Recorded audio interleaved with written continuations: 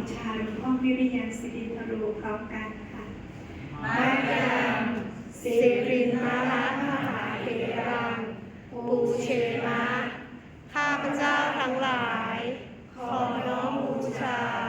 หลวงพ่อวิริยังสิรินทโรด้วยเสียงกล่าวมายัง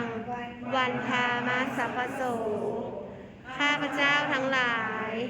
ขอกราบบูชาพระธรรมและพระคุณของท่านทุกประการมายัง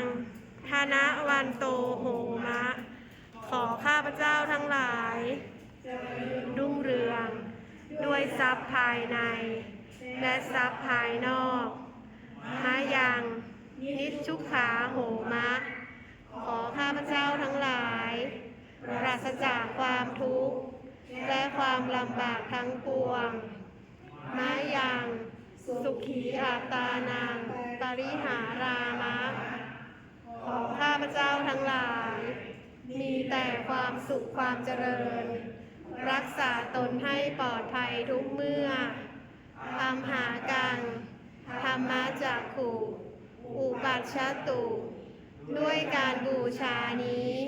ขอข้าพเจ้าทั้งหลายจงได้ดวงตาเห็นธรรมในชาตินี้สัพพโสธีภวันตุโน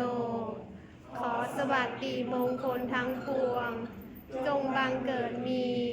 แก่ข้าพเจ้าทั้งหลายทุกเมื่อเทอญ